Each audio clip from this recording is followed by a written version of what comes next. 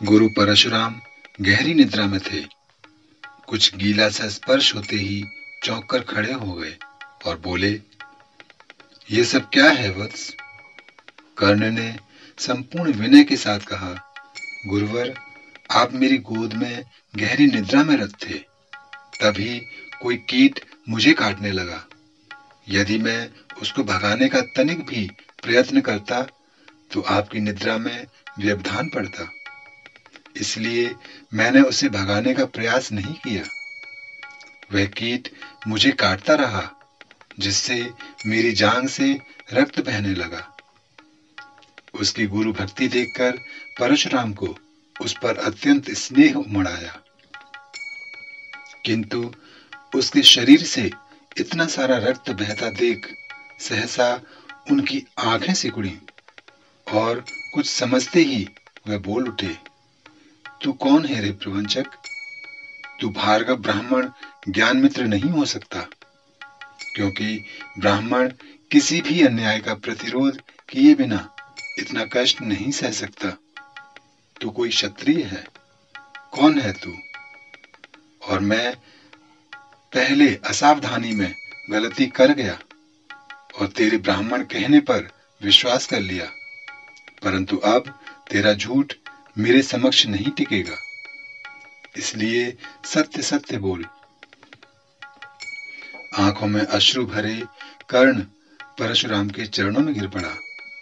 मैं क्षत्रिय नहीं हूं गुरुदेव, मैं हस्तिनापुर के सूत अधिरथ का पुत्र कर्ण हूं।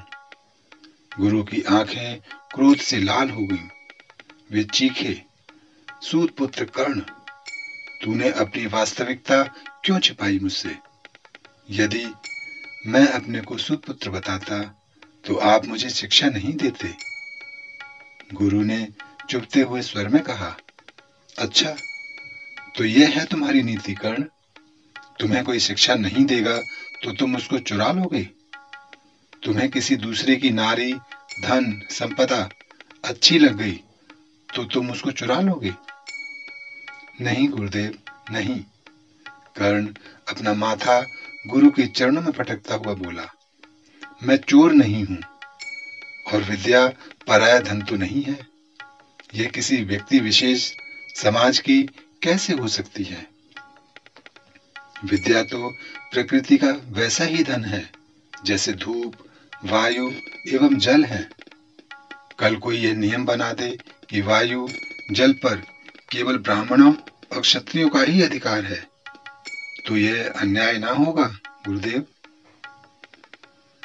परशुराम ने अपनी वाणी को संयत करते हुए कहा, तुम गुरु से तर्क कर रहे हो सूतपुत्र, तो तर्क ही सही। प्रकाश, जल, वायु किसी की संपत्ति नहीं है, ठीक कहा है, परंतु यदि कोई व्यक्ति, समाज, राज्य इनको अपने अधिकार में कर ले तो यह उसी की संपत्ति है। जल किसी व्यक्ति की संपत्ति नहीं है, किंतु कोई कूप खुदवाए अपने सामर्थ्य से तो यह कूप उसी की संपत्ति होगा। नदी जिस भी राज्य से बहती है, उस जल संपदा पर उसी राज्य का अधिकार होता है। सागर तक के कुछ क्षेत्र भी राज्यों के अधीन आते हैं और वहां से निकलने वाले जलपोतों को मूल्य चुकाना पड़ता है।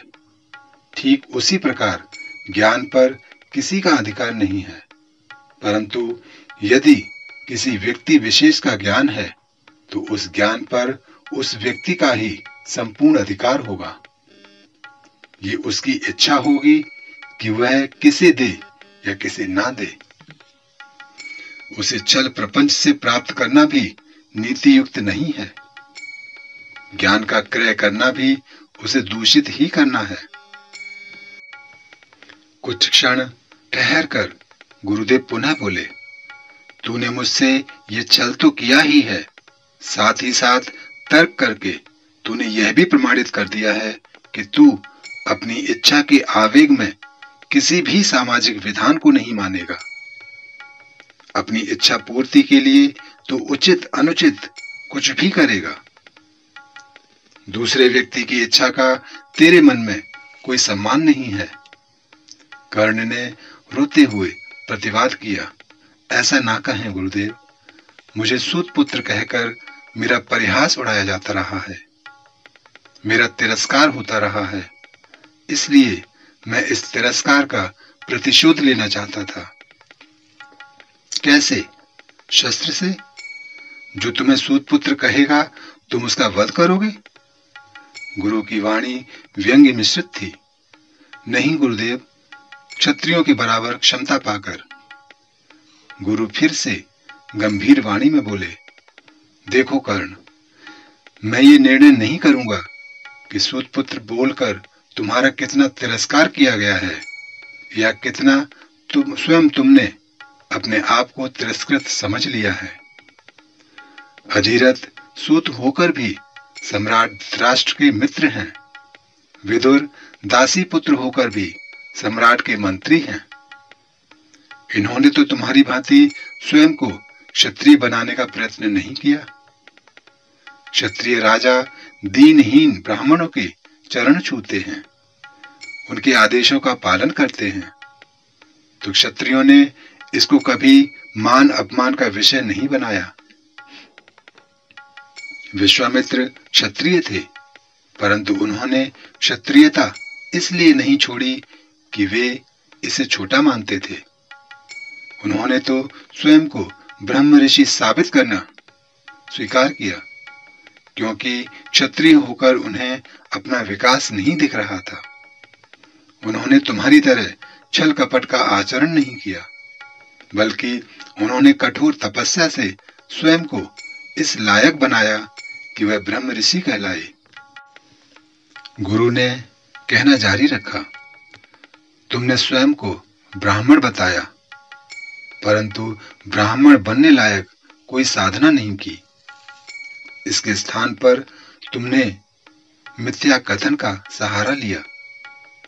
तुम्हारी आत्मा मुझे शुद्ध नहीं लगती।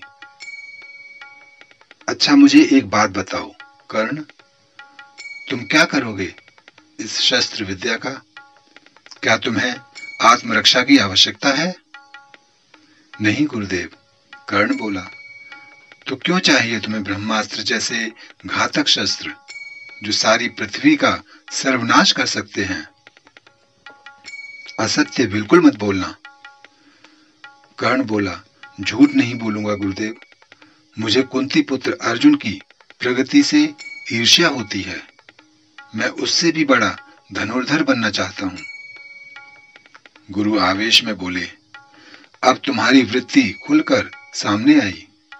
तुम्हें सूत पुत्र से कोई समस्या नहीं है, तुम्हें क्षत्रिय से भी कोई समस्या नहीं है, क्योंकि यदि ऐसा होता तो तुम दुर्योधन सहित उसके 100 भाइयों से भी ईर्ष्या करते।